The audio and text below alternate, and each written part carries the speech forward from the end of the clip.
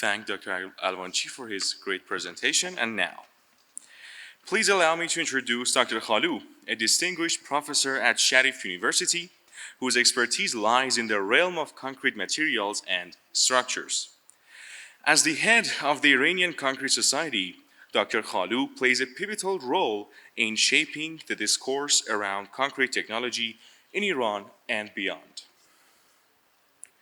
With a brilliant background in structural engineering, he has spearheaded numerous advancements in this critical area of engineering. Dr. Khaloo's extensive publication record serves as a testament to his dedication to advancing this field. Making invaluable contributions to the body of knowledge in concrete engineering, it is a true honor to welcome him and thank him for all his contributions to this field. Dr. Khaloo.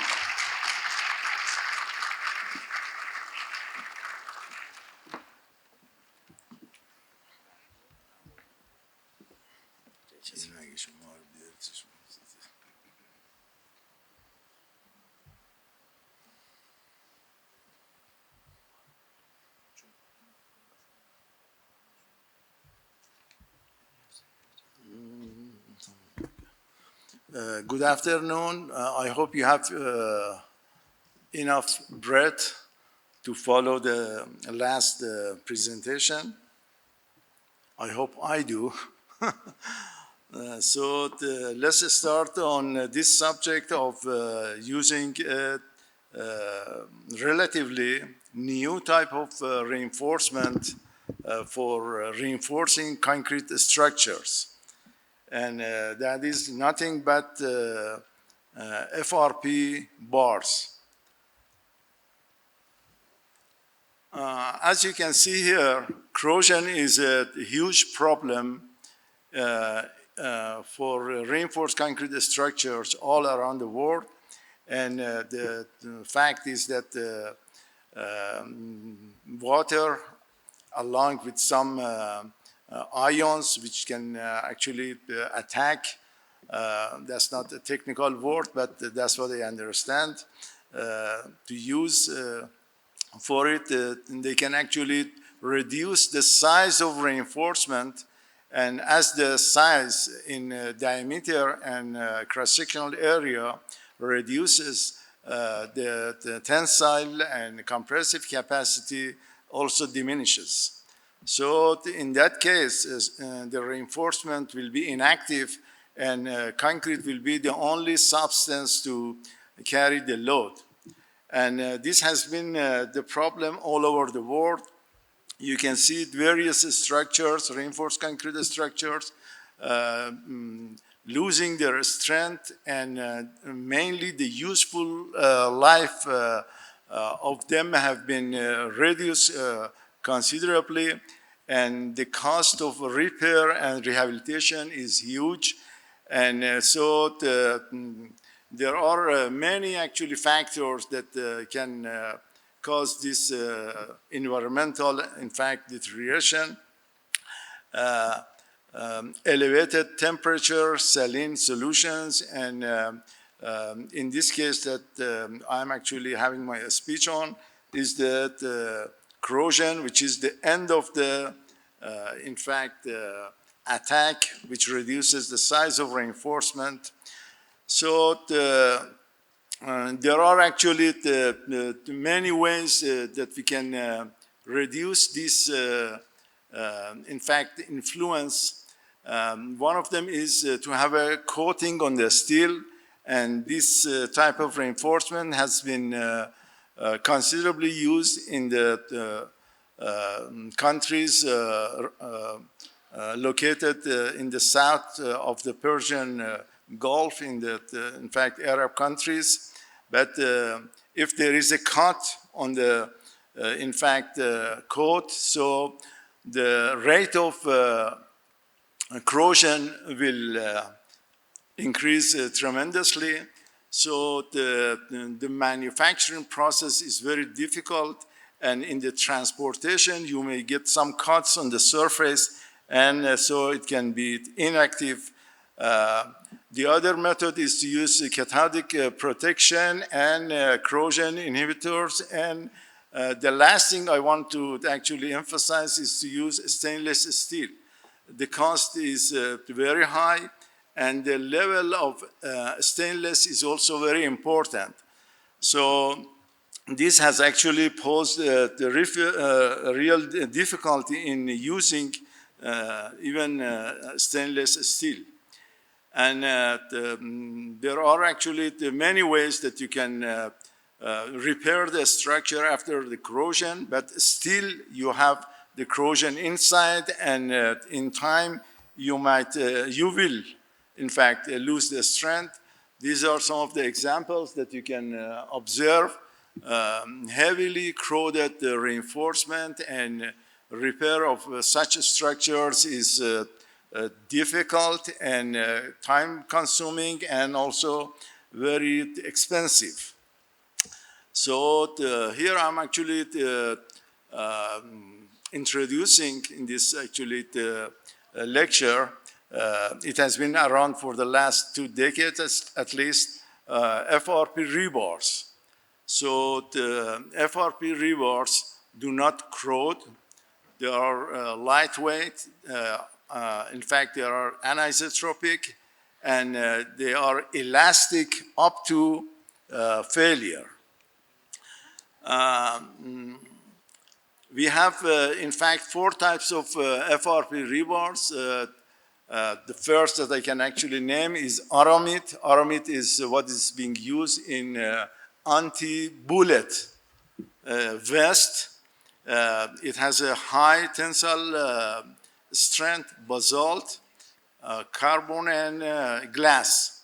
So the last 2 are becoming very common. Of course, carbon FRP bars are more expensive than glass, and basalt is coming into play too.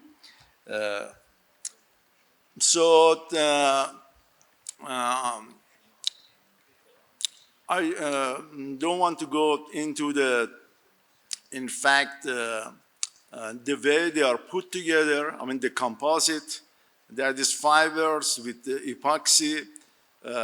Here you can see them.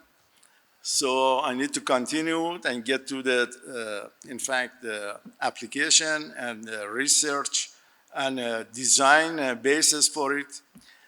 So as you can see here, they are similar to the ordinary reinforcement. There is a committee for it, ACI 440, and for this composite. There are a number of things that we have to look for. One of them is the serviceability. The other one is strength.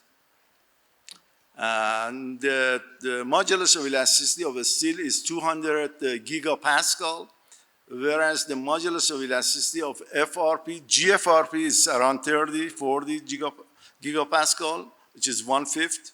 So it will crack at a lower load, but the strength is much higher. I'll show it to you in a table. If you want to take a look at the application of FRP, we have in the 4th column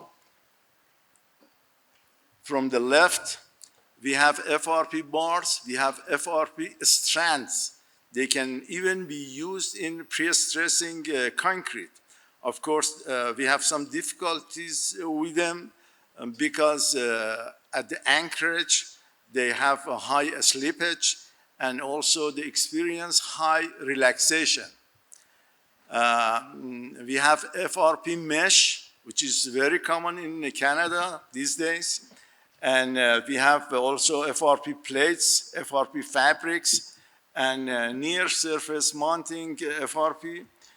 So what you see here is different from what I'm actually concentrating on today. This is FRP wrap, which is flexible, it's not bar. So it has been used for strengthening columns, different structural elements. I'm actually concentrating on the FRP bars. So that's internal application. That is, we are going to replace it with a steel reinforcement.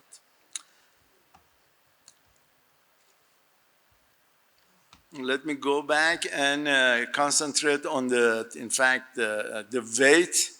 The weight is almost 1/4 of the weight of the steel.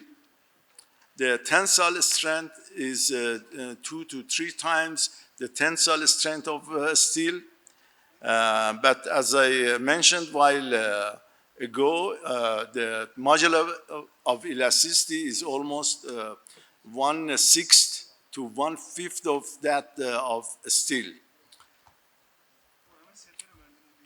As you can see here, we can have them, of course, factory made in forms of stirrups, and we can also make them in meshes or single reinforcement. They can come in bundle and roll. There are several codes concentrating on the GFRP rebars and also CFRP rebars. You can see these ASHTO, ACI, Canadians. Canada is actually using this reinforcement much more than other countries because, especially on the bridges, they are using de-icing agents. That's calcium chloride, and so in the winter time, they actually can help to melt the snow, ices, and this actually coloring can go into the concrete, penetrate in it, and you'll have corrosion there. So if you replace them with this type of bars, so the lifetime of the structure can be considerably increased.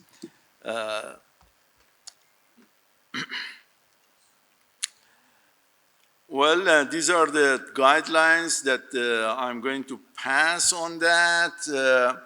I have a good table here, and there is a reduction coefficient that we have in designing reinforcing concrete structures. Here, as you can see, according to the SCI 440, is somewhere between 0.55 to 0.65. In other codes, is a little bit higher. And for the shear and torsion and bending is around 0.75, and for bending is 0.65.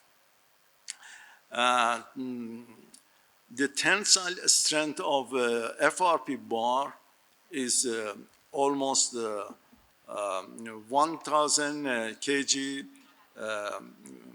per centimeter square, but the compressive strength is almost half of that. Okay, it's much less than the tensile strength. So how do we manufacture this? It goes through a pultrusion process, and that means you have the fibers, as you can see them here, and then they can be pulled, and then we'll have the epoxy going around it, and then with a certain degree of temperature, they'll be put together. And so the strength depends on how much fiber we have, and the tensile capacity, in fact, will be carried out by the fibers, and the epoxy holds the fibers together to come up with a full composite. As you can see the end product here, then we'll be cutting them in to the length that we need. The surface can be sand coated or ribbed like ordinary reinforcement. Of course, considerable test has been done on the bond capacity of these bars, and the development length is almost as equal as that of steel. There is not much difference. Um, these are the other codes. So when you do the tensile test, you can see the fibers being broken and cut into half. And so the behavior in the figure, as you can see, is completely linear and up to the breaking point. But of course, the strength is very high. We use the well-known method for the designing and analyzing structural members using just similar to the ACI 318. As you can see in this diagram, the solid lines, I mean, going from the bottom, we have FRP rupture. Let's say we have a beam, we'll have a FRP rupture. That's one type of failure. The top curve, you can see concrete crushing. And in the middle, the solid line is if we use steel. And for the case of the steel, also we have concrete crushing, the broken line. So I'll get into that in a minute. I'll have to explain the type of failure that we can have for this type of reinforcement. Well, I have spoken about these material properties before. This is the lower limit and upper limit of usage of bars in bending members. Okay, that is a very important diagram that we have here. So far, what you know about reinforced concrete structures, you rather have failure first in the steel, right? Because that gives you ductility. Whereas in the case of FRP bars, the failure, which is in fact behaves better, is to have concrete crushing first, because that gives you more ductility compared to if you have failure first in the bar, okay? So that's a big difference.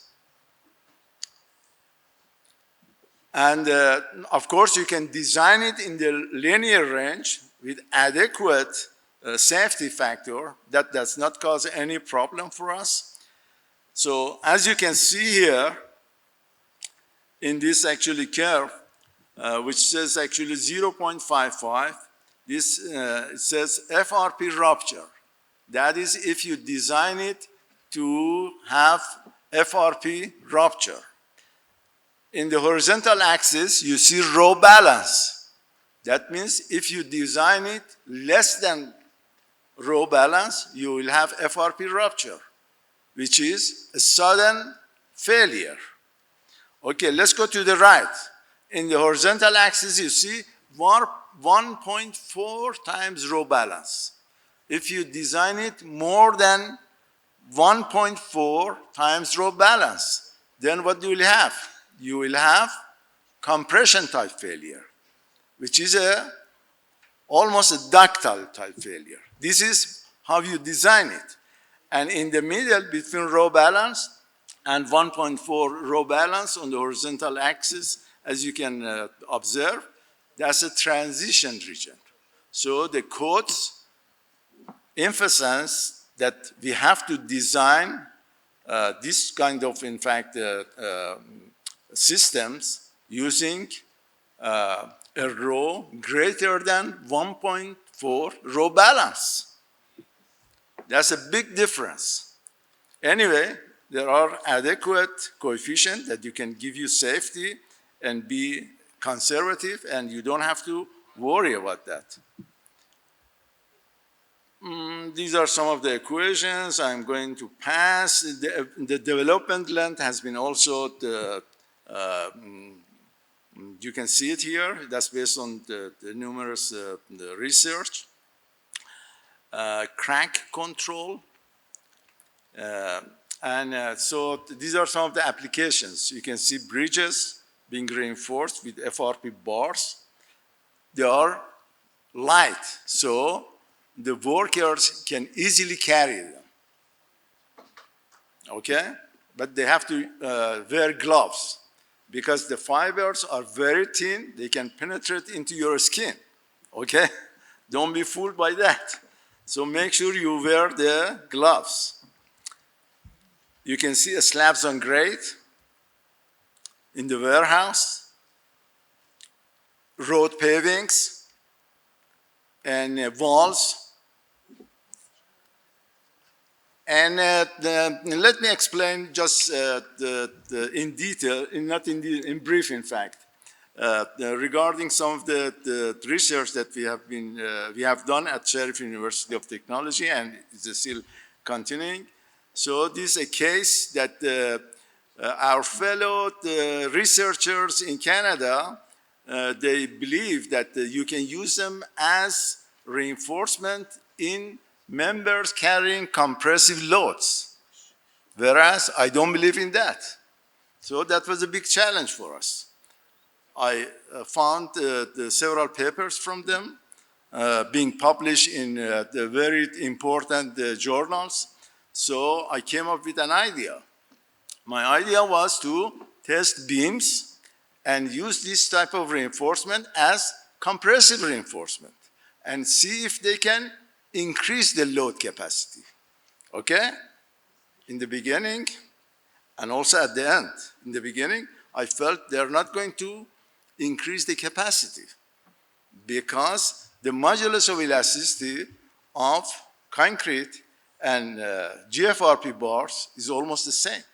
The other thing is that the maximum strain that the compressive concrete can withstand is 0.003, whereas to reach the maximum strength of the bar is you have to go to 0.028. So there is no way that you can reach it, not even in columns. I couldn't test columns. So I relied on testing beams.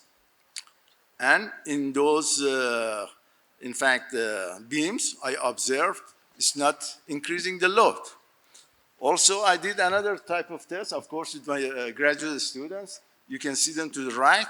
So I placed these bars into 15 to 30 cylindrical specimens as being able to carry the compressive load. And the same. So I came up with the stress strain curve. No improvement. So after many challenges, we were able to publish this in the ACI Structural Journal. So this was a big turnout. And so our fellow, in recent papers, I'm actually, sometimes I'm reviewing that I'm getting from the different editors or journals. So this actually emphasis on using them as compressive reinforcement has reduced. I mean, they are actually double thinking about that. And these are the specimens that we have tested. You can see it, in fact, to the right, the type of failure you have. And we developed a model. But this actually clearly shows that due to the lower modulus of elasticity of GFRP bar with in relation or relative to the steel. So if you use the modular ratio to actually transfer it into the concrete and come up with in fact, I, moment of inertia, equivalent moment of inertia, you will notice since the modulus of elasticity is lower in this type of bar, so you will have cracks at a lower load, okay? So you can see in the beginning, you have this type of, in fact, cracks, but it's not going to reduce the strength considerably. In different work, that is probably the only work that I have seen in the literature. We, in fact, took the research into frames. So we used the FRP bars and we did not use them in the columns because I didn't believe that they can carry any compressive load. And we did a dynamic analysis. So in that case, as you can see, in the middle of the beam and also in the hinge region of the beams, we have used reinforcement. So depending on the load going from the left to right or from the right to the left, so the reinforcement just, in fact, having the role of tension can react. So those which are in compression, they will not be beneficial. So in that case, we in fact showed that we can use this type of bars in certain location of the structure. So it doesn't mean that you can use it everywhere. You can use it in the slab on grade, but when it comes to the frame, you have to be careful. These are the plastic hinges. I don't know how much time is left for me. Do I have time still? 3 minutes, okay. So the frame the analysis was published also in a journal, and this is also another paper that we in fact research into the effective moment of inertia of the system. And again, we showed that whatever others were saying was not true. That was also a big challenge. As you can see here, the blue, in fact, the blue the points are ours, and are the experiments, and the others are based on the other researchers. And we came up with a curve that, in fact, the solid line which matches with the experiments. Whereas the other models are out of reach. And so this was also a big challenge, but the paper got through anyway at the end. Here you can see also. One more thing, we did some impact tests. 2 PhD students work on it. And in this case, we used FRP, GFRP bars, and we tested slabs and their impact. So the weight of that, in fact, load is 106 kg, which is, heavy. And anyway, we made the setup, and we dropped it from different elevations. And as you can see here, the photo to the right, you can see it is reinforced with the GFRP bars, and the results are very comparable with the slabs being impacted, reinforced with steel bars. And this is the pulse when it is in fact impacted. And in another research, which has been almost completed, so there is,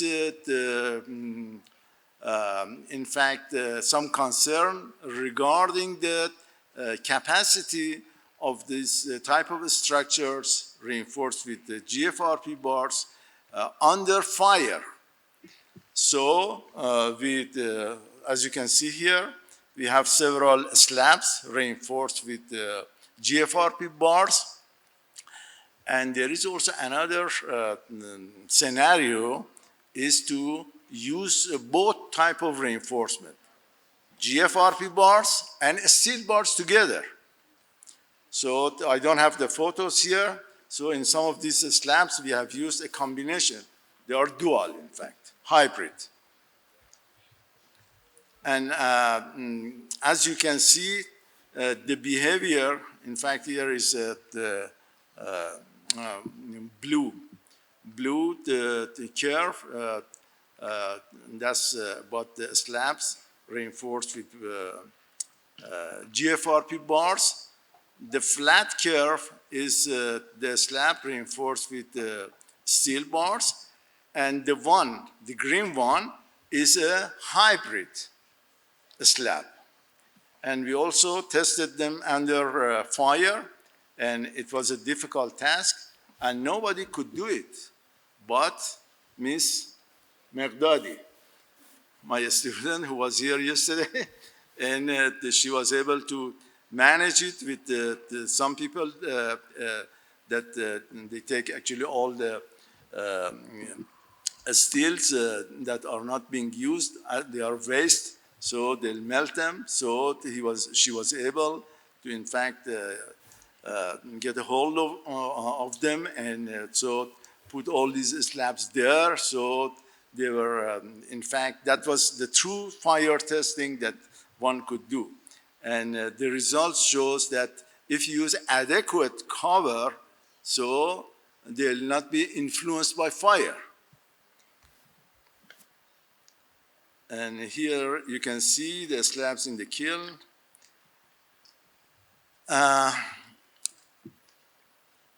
The recent innovation in the world is to use steel bar, not with the coating as before with epoxy. And the coating is GFRP. As you can see in these bars, these might be the future reinforcement that we'll have for concrete structures. So there are other, in fact, applications that we have. I'll be through in a minute. And the conclusion is that shortly in in universities, you might have a substitute for steel reinforced concrete structures with GFRP or CFRP reinforced concrete structures. You cannot actually replace it totally, but it's going to be along the way with us in the future. Thank you for your attention.